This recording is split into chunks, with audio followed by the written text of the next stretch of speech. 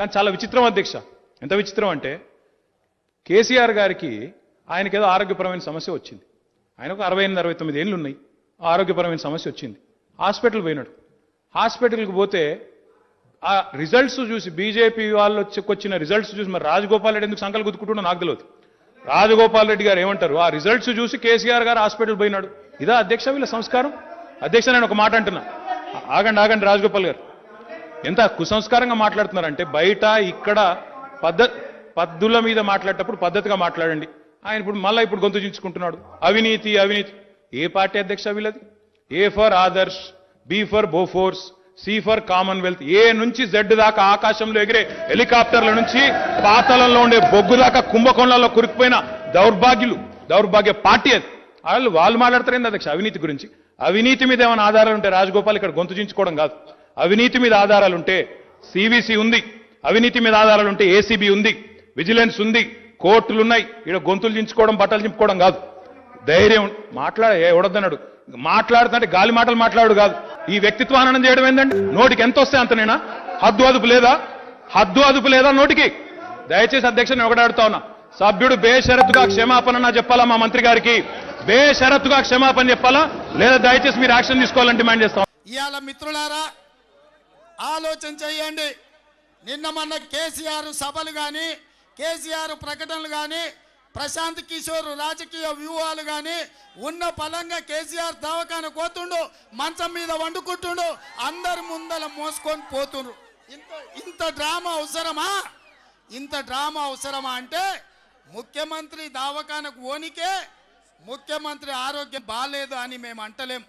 ముఖ్యమంత్రి ఆరోగ్యం బాలేకపోవచ్చు, దవాఖానకు పోతే ఫోటోలు వీడియోలు బయటికి ఇచ్చిపెట్టి ఎవడి సానుభూతి పొందాలని ప్రయత్నం చేస్తున్నాడని నేను అడుగుతున్నా. ముఖ్యమంత్రి ఆరోగ్యంగా ఉండాలి. ముఖ్యమంత్రి గారు దొంగోని చేతుల గుత్పలాక గట్టిగా ఉండాలి. కాంగ్రెస్ పార్టీ చేతిలో చిత్తుగా ఓడిపోవాలి. అదే నా కోరిక, అదే మా కార్యకర్తల ఆకాంక్ష. సార్ గత 4 రోజులుగా చాలా చక్కగా పద్ధతిలో చర్చ చాలా పద్ధతిగా జరుగుతూ ఉంది సార్. రాజగోపాల్ రెడ్డి గారి ఫ్రస్ట్రేషన్ ఏందో, వాళ్ళ పార్టీ ఫ్రస్ట్రేషన్ ఏందో చాలా విచిత్రంగా ఉంది సార్. ఎంత బాధ్యతాయుతంగా ఎంత కుసంస్కారంగా మాట్లాడుతున్నారంటే ఇక్కడ లోపల బయట కూడా. బయటనేమో వాళ్ళ పార్టీ అధ్యక్షుడు నోటికి హద్దు అదుపు లేదు సార్. మా గౌరవ ముఖ్యమంత్రి గారిని ఉద్దేశించి మీ పార్టీ కాదా ఆయన వదిలేసేసుకున్నారా అని? మీ పార్టీ కాదా? ఎట్లా మాట్లాడతారని నాకు అర్థం కాదు. గౌరవ ముఖ్యమంత్రి సభానాయకుడు, తెలంగాణ సాధించిన నాయకుడు, ఆయనను పట్టుకొని ఆయన జన్మదినం సందర్భంగా మా పార్టీ వాళ్ళు ఏదో సంబరాలు చేసుకుంటుంటే 3 రోజుల సంతాప దినాలు చేసుకోండి అని చెప్పి అడ్డంగా వాళ్ళ పార్టీ మాట్లాడుతుంది. నిన్నగాక మొన్న అధ్యక్ష 5 రాష్ట్రాలు ఎన్నికలైన అధ్యక్ష, ఎక్కడ అడ్రస్ లేదు. 98% స్థానాల్లో డిపాజిట్లు కోల్పోయారు, ఫ్రస్ట్రేషన్లో ఉన్నారు. ఇప్పుడు నేనేమంటున్నంటే కేటీఆర్ అనేవాడు తండ్రికి తద్దినం పెట్టాలని కంకణం కట్టుకొని తిరుగుతాడు. మీరు సమాజంలో చూడండి, ప్రజాస్వామ్యంలో చూడండి, ఎవరైనా ప్రముఖులు చనిపోయినప్పుడు 3 రోజులు సంతాప దినాలు ప్రకటిస్తారు. ఇప్పటి వరకు ఈ దేశంలో ఏ ప్రముఖులు చచ్చిపోయినా, రాష్ట్రంలో కానీ దేశంలో కానీ ప్రముఖులు చచ్చిపోయినప్పుడు మాత్రమే 3 రోజులు సంతాప దినాలు ప్రకటించింది. ప్రపంచంలో ఎంత గొప్పోడు పుట్టినా ఒకటే రోజు జన్మదినం చేసుకున్నారు. 3 రోజులు జన్మదినం చేసుకునేటోడు ఎవడన్నా ఉన్నాడా మీరు చెప్పండి భూమి మీద? అంటే కేసీఆర్ తండ్రికి పిండం పెట్టడానికి, కేసీఆర్కు పిండం పెట్టడానికి కేటీఆర్ గారు ఆ పదవి వస్తలేదని తయారై 3 రోజులు జన్మదినాన్ని చేసుకోమని చెప్పిండు. ఓకే, బాగుంది. దేశమంతా ప్రకటనలు ఇచ్చిండు.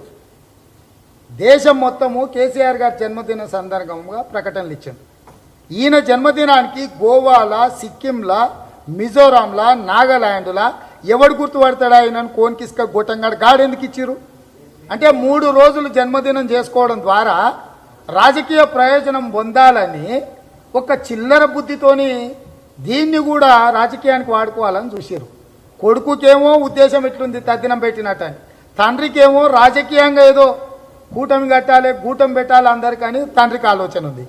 ఇట్లా భిన్నమైన ఆలోచనలు, భిన్నమైన సంస్కృతులలో ఉన్న వాళ్ళు పిండం పెట్టమని మేమంటే తప్పంటాడు. మరి మా ఇండ్ల ముందల చావు డప్పు కొట్టించినప్పుడు సిగ్గులేదా? ఈ సిగ్గులేనోనికి బతికున్నోళ్ళు శాసనసభ్యుల ఇండ్ల ముందు చావు డప్పులు కొట్టించలే ఈ సన్నాసిగాడు. అప్పుడు తాగున్నాడా తూగున్నాడా? అంటే బతుకున్నోని ఇంటి ముందల చావు డప్పు కొట్టించినప్పుడు లేని ఆలోచన, అభ్యంతరము పిండం పెడుతొచ్చిందా? అసలు 3 రోజులు జన్మదినం చేసుకునే సంస్కృతి ఈ దేశంలో ఉందా? ఏ మతంలో నన్ను ఉందా? మీరు చెప్పండి. అరే నీ పార్టీలో నువ్వు చేసుకో, అందుకే చెప్పినా. మా పార్టీలో మేము చేసుకున్నాం, వానికి ఎందుకు తద్దినం పెట్టినాం, మేము పిండం పెట్టినాం, మా పార్టీలో చేసినాం. పోయి వాళ్ళ పార్టీలు చేసినాం, వాళ్ళు ఇంట్లో పెట్టి వచ్చినాం పిండం ఏమన్నా. ఇప్పుడు మా పార్టీలో మేము, వాని పార్టీలో వాడు చేసుకున్నాడు బాగానే ఉంది, మేమేమంటలేం. మా పార్టీలో మేము చేసుకున్నాం, మాకు దోషింది మేము చేసినాం. ఉడతా భక్తితో మా వాళ్ళు కూడా చేయగలిగింది చేసిర్రు. అట్లనన్నా వాళ్ళకు ఉద్యోగాలు వస్తాయేమని. హాయ్ ఫ్రెండ్స్, మా టుడే టుమారో యూట్యూబ్ ఛానల్ చూస్తున్నందుకు చాలా థ్యాంక్స్. మరిన్ని లేటెస్ట్ వీడియోస్ కోసం వెంటనే సబ్స్క్రైబ్ చేయండి. అలాగే ఈ బెల్ ని కూడా రింగ్ చేసేయండి. మా నోటిఫికేషన్స్ అన్ని మీ మొబైల్లో వస్తాయి. అలాగే మా వీడియోస్ మీకు నచ్చితే లైక్ చేయండి, షేర్ చేయండి, నచ్చకపోతే కామెంట్ చేయండి.